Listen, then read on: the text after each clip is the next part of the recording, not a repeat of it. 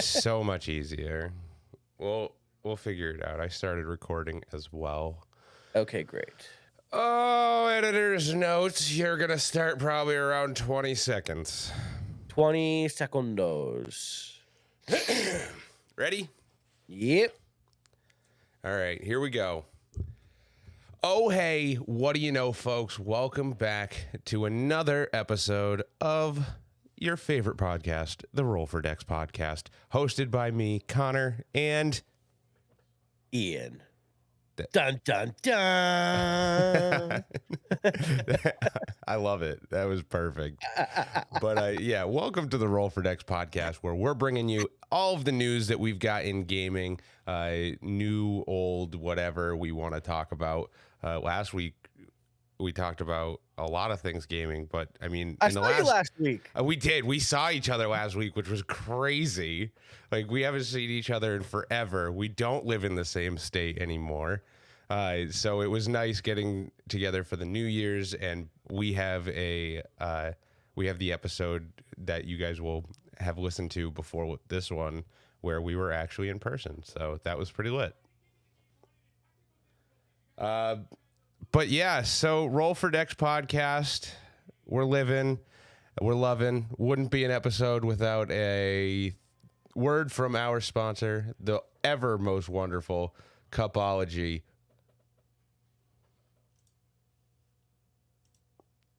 Insert sponsor segment here. I can't find everything.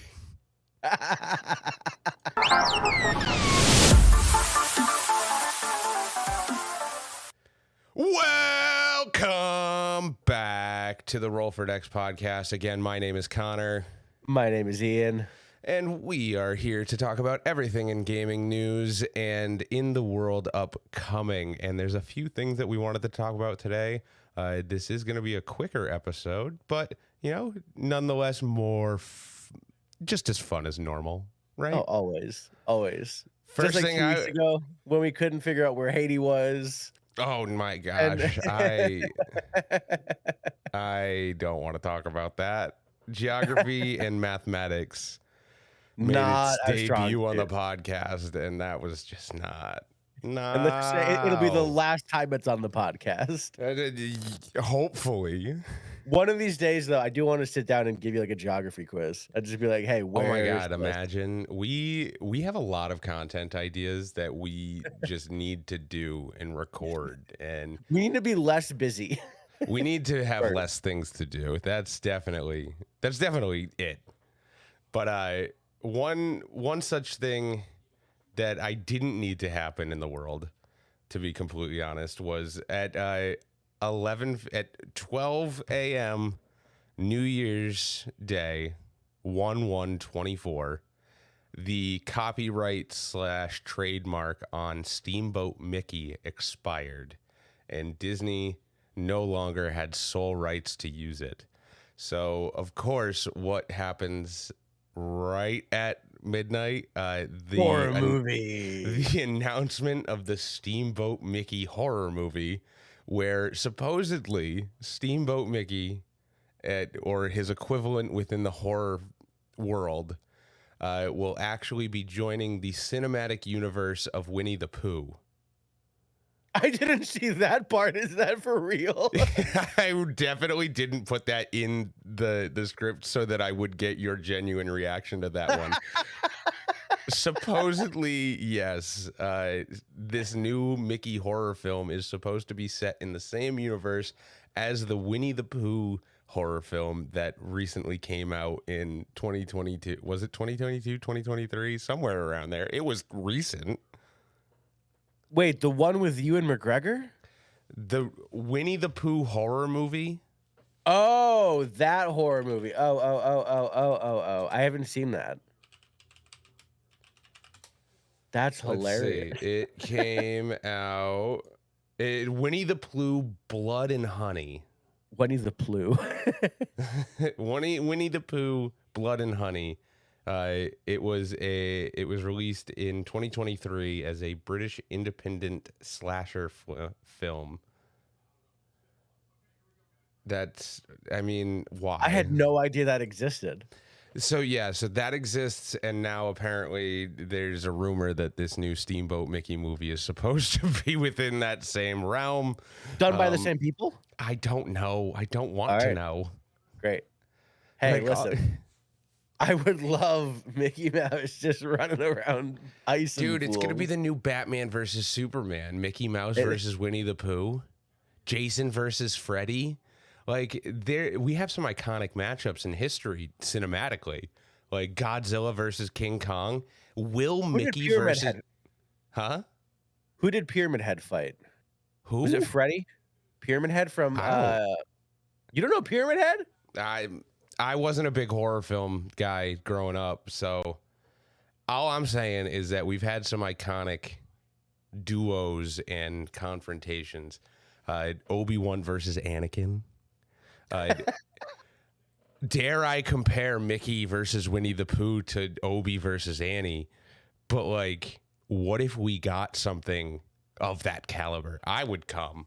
I'm gonna be honest. That would certainly be something. Oh God. I'm gonna come. But it's definitely going to be wild adventure to see what's going to come out with the openness of the Steamboat Mickey trademark / copyright that has now officially expired.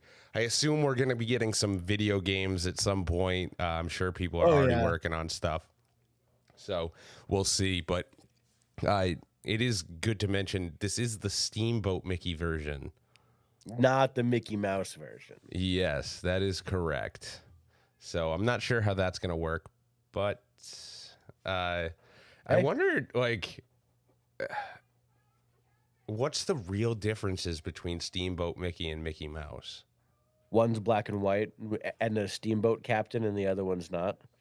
Well, That's literally the only difference. it's that not. I know. I don't think that they have rights on the colors of Mickey. They have rights on the version. Fair. But like, I'm sure like they don't have to make him black and white, right? Obviously. I think they will just for the aesthetic. I kind of hope that they keep him black and white. That'd be kind of wild. But like wow, him we've to be talked about only in nothing black and white, gaming yet. It's just only Mickey Mouse. Just Mickey Mouse and Winnie the Pooh so far. Let's segue over into gaming a little bit. Yeah. Star Wars Outlaws has now officially been confirmed to be releasing in late 2024. Now, Very cool. I think that's super cool. It's going to be a great game. If you haven't heard of it yet, allow me to open your ears to this game. So Star Wars Outlaws is going to be a game. It is being made by Ubisoft. They are a very great company. They've made great games throughout history, some great, some not so great, but hopefully this one's going to be a home run. Experience the first ever open world. This is right off the website, by the way. Experience the first ever open world Star Wars game set between the events of The Empire Strikes Back and Return of the Jedi. Explore distinct planets across the galaxy, both iconic and new. Risk it all as Kay Vess, a scoundrel seeking freedom and the means to start a new life, along with her companion Nyx. Fight, steal, and outwit your way through the galaxy's crime syndicates as you join the galaxy's most wanted. And if you're willing to take the risk, the galaxy is full of opportunity. I think this game is going to be sick. Oh no, yeah. I think it's gonna be a great game. I don't know. I feel like it's very similar to Jedi. Sorry, let me rephrase that before I get yelled at. I think it's gonna be very similar in play style to Jedi Survivor. I think it's gonna be a different story. But not that I dislike the Jedi Survivor play style. I don't know.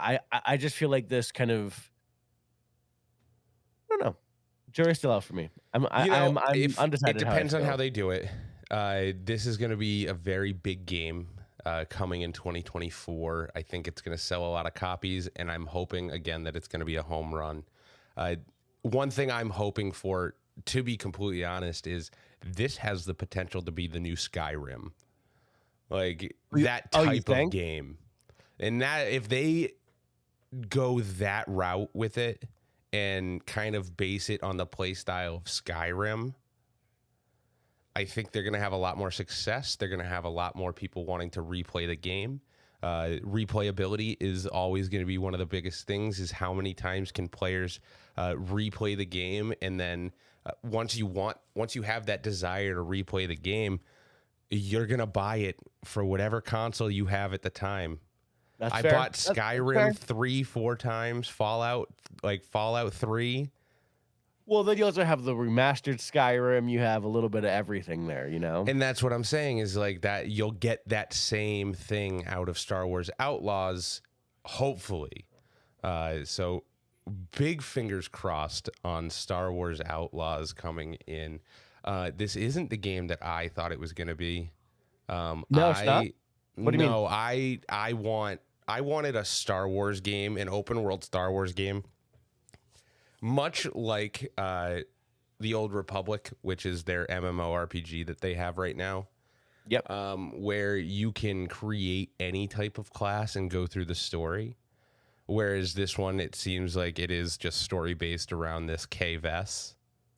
And that's like the one thing I think that's kind of throwing me off as well, is they're giving us a lot of this pre-built kind of storyline, but I love the idea of bringing like a Knights of the Old Republic type thing into the modern day. You know what I mean?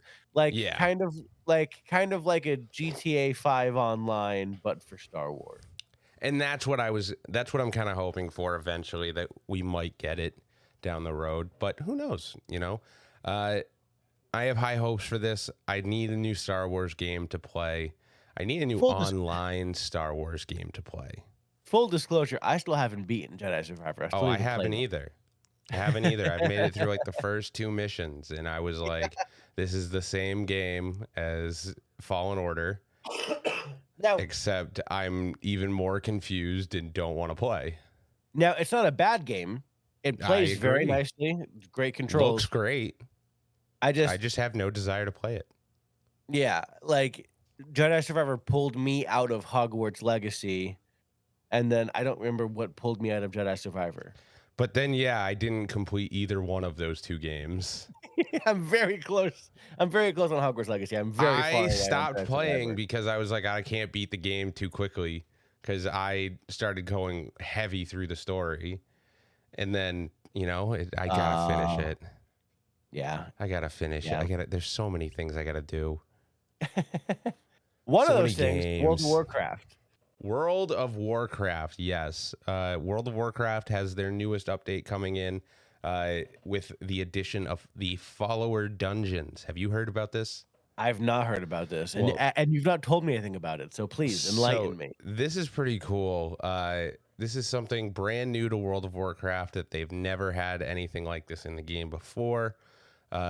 This is a new mechanic that will allow you to learn new roles in the game. Within the game, there are 3 main roles. There are tanks, which help mitigate damage to large parties. They normally have a lot of health. They deal a good amount of damage, and their main objective is to keep the focus of all of the enemies on them so that everybody else doesn't have to worry about it. There are DPS, which stands for damage per second. These are your heavy hitters. They typically don't have a ton of health, or unless you're me and you're a warrior, you have all of the health and do all of the damage. And so those are typically your heavy hitters, doing just as much damage as the tank, if not more, and trying to kill things as quickly as possible. And then your third role is your healers, who obviously heal the entire party and make sure that your tank stays up. That's the most important thing about a healer. So, I mean, for longtime players of the game, or even new players, it's a very daunting task to have to learn a new role. Like, I've been playing this game for 19 years. I can tell you I have never once played a healer. 19 years of playing this game, and I've never once played a healer. I've played for 3, and I've only played DPS. And typically people play DPS because that is the easiest class. All you gotta do is click the buttons and do damage. Stay far away and just make sure you're not dead. Exactly. So it's this will help to allow people to learn new roles. I really haven't even stated anything about it yet, but follower dungeons are they're going to allow you to enter dungeons with NPCs, non-playable characters that fill the roles of the things that you're not playing. So say you are a DPS player normally and you want to learn how to heal, you can log on to a healing character and go into these follower dungeons, and it'll give you 3 other companions, non-playable characters that move and do damage much like real players would. They'll jump around. They will make it difficult. Like it's meant to help prepare you for going into a real looking for group setting. Because a lot of players will do looking for group if they don't have friends online to do some of the dungeons, and then they get upset, like if you don't know what you're doing because everybody keeps dying. But again, this will give you a chance to almost do it solo and learn your roles without the fear of having outside people that you may not know trying to verbally abuse you in the chat. Well, I wish they had that when I was starting to figure out how to play. Well, they have it now, and now you can learn even more, Ian.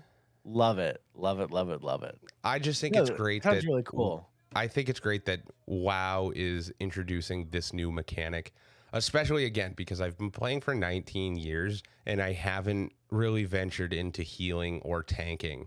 So this gives me a good opportunity because I have two main characters that I play, which one is a priest who can be a healer, but I use her as a DPS. And then I have a warrior who can tank, but I use him as a DPS. So I have 2 characters that span the 3 roles, and now I have a place where I can actually learn how to do these roles. Recently on my warrior, I've been running through the raid, and I've been winning a lot of the loot roles. But a lot of the roles that I've been winning have been for off-spec items for tank, like a tanking warrior. So like I have a raid ready shield, a raid ready sword. I have a bunch of raid ready stuff for my warrior, but I don't tank, so I don't use it. So, but if I learn how to tank in these new follower dungeons, I can then use those items that I've gotten through the raids and be able to use those effectively. I think that it'll certainly help.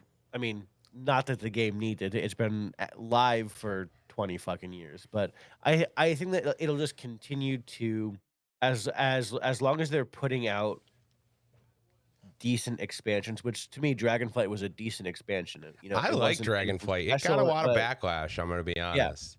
No, sure, it got backlash, but like it's not anything special. It's not earth shattering. It's not groundbreaking, but like I feel like it's pretty good. I thoroughly enjoyed the story of it. I enjoyed going through it. I'm still working through the Emerald Dream, but like it's cool. I enjoy that game through and through. So like anything they put out, I'm gonna get. Like yeah, like I've played Maybe through not like every it, but, like, expansion. Not necessarily, but like I love going into it and playing through the story and then playing through the raid and coming back for when the new wings of the raid come out. And it's just going to be it's going to be great because the next expansion that we're getting, they announced the next 3 expansions that we're getting.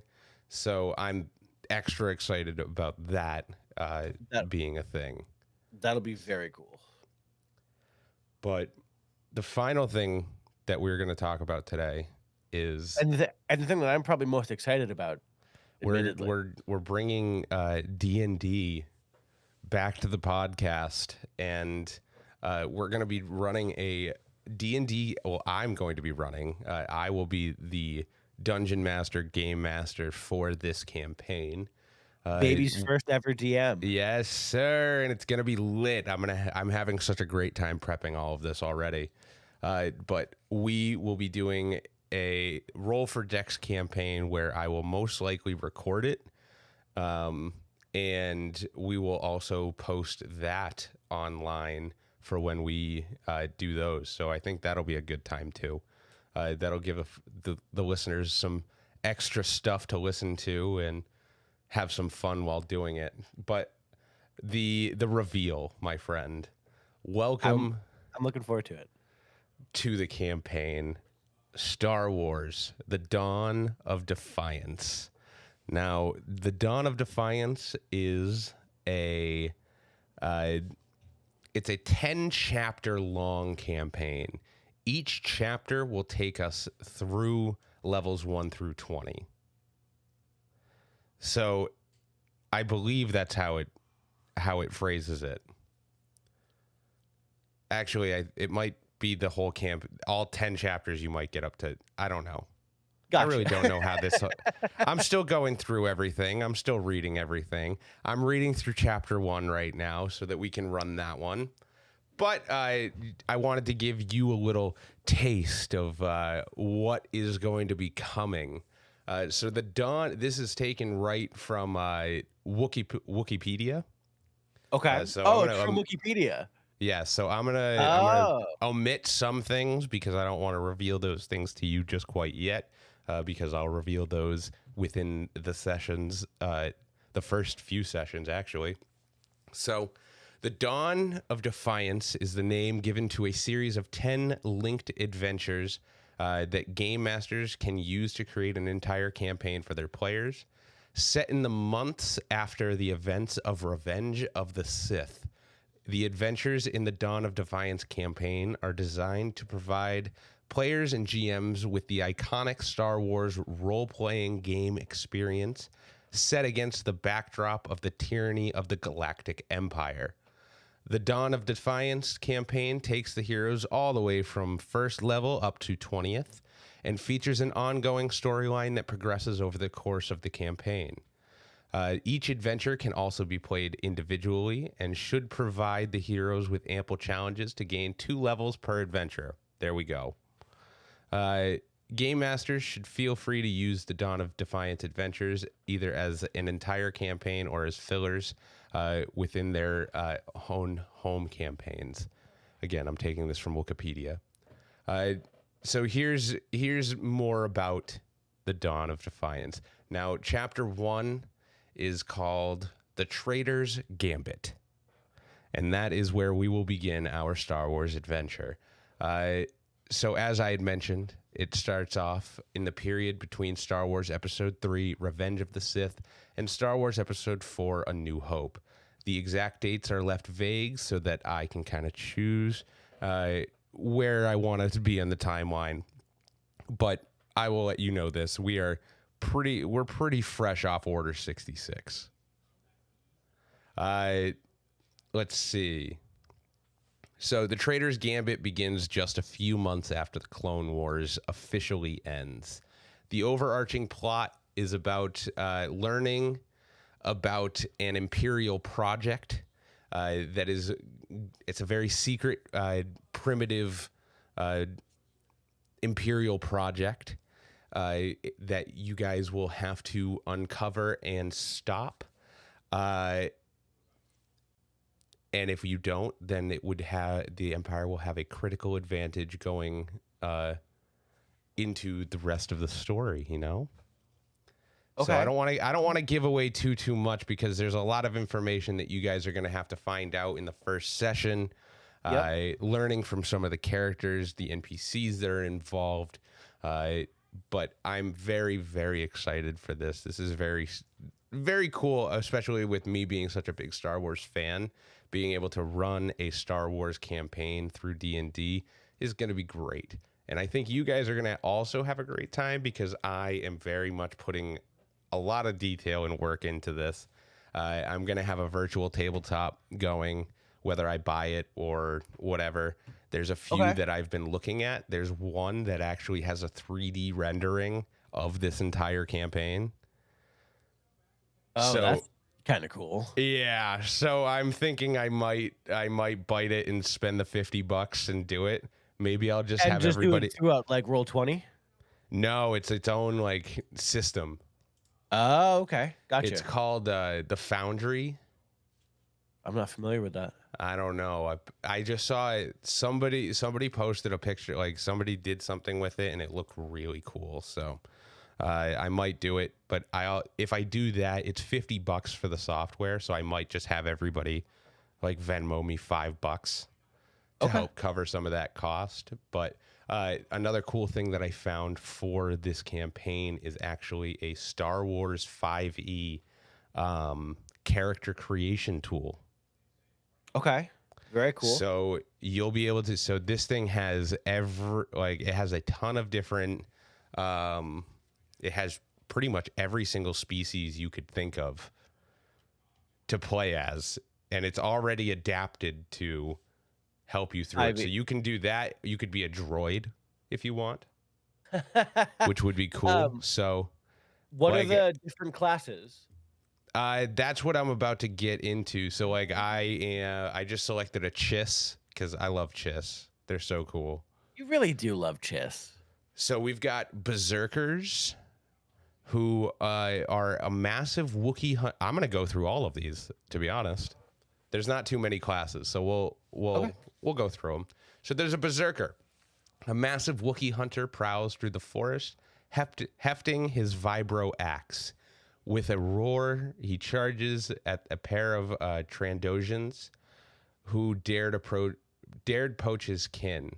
A Gamorrean snarls at the latest challenger to his authority over their savage tribe, ready to break. Oh my God, this is crazy. What the fuck? Like, what am I reading? This is down. So this seems like it's a barbarian.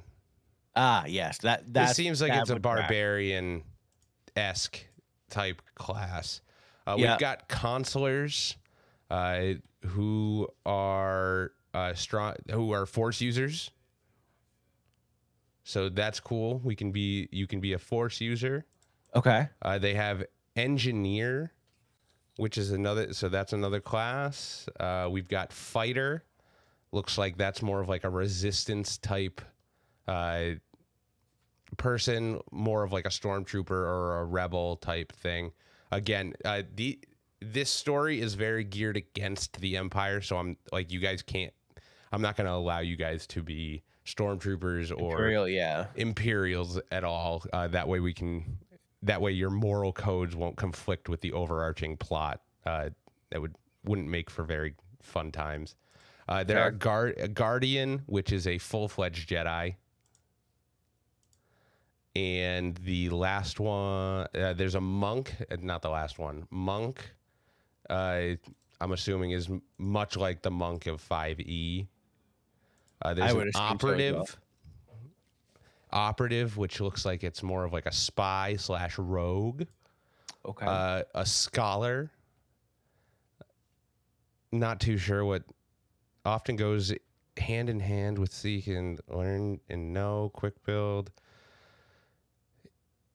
Yeah, it looks like this, like, what is this? A scholar? I'm not too sure how this is going to play. These are going to be very interesting to learn and try and play through. There's a scout. Scouts look cool. And then there's also a sentinel who looks like a temple guard. All right. I'm looking forward to it. I'm formulating some ideas. This whole thing has like, here, I'll link this over to you so you can take a look. But it has a full character creator. Like, so it actually gives you the picture of like the species you choose, and it gives you the full. It really does mirror the D&D Beyond character builder.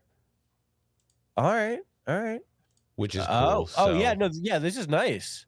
Right? It looks clean. It looks nice. There are starships that we can get through here too, which will be nice. You can search up equipment. This basically is a whole D&D Beyond specifically for Star Wars. Yeah. This is really nice. So, the Dawn of Defiance coming soon, hopefully. I am pretty much almost ready for session 1 if you guys are whenever you guys are ready. I know I think we just got to figure out what day to do it. All right. Look at you. All You're right. already into it. You're already looking Oh, through dude, everything. dude, I'm already, yeah. I have a feeling I'm going to get a message tonight about here's the character I'm thinking about playing. Probably not tonight because I want to dive like fully deep dive into this. But I can tell you that I already have an idea.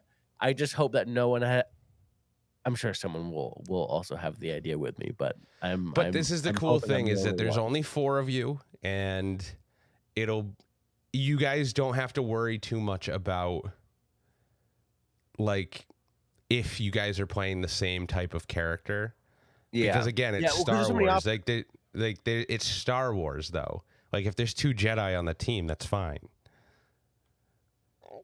We'll see. Like you know what I mean? See. Yeah. So Yeah. I know we'll what see how Josh it is going goes. to play immediately. I know what Josh is we'll going to play. see. I gotta send him the character creator, so he's the one that'll probably make a character tonight and send it to me. $20 says that he makes a berserker. Interesting. $20. Here, I'll send it to him. Here, character. I'll send that to him afterwards. But anything else from you? I mean, are you excited for the campaign? No, dude, I'm very excited for the campaign, and I have a lot of ideas already. I'm very excited to get into it, but I think that's going to do it for this episode of the Roll for Dex podcast. As always, my name is Connor. My name is Ian.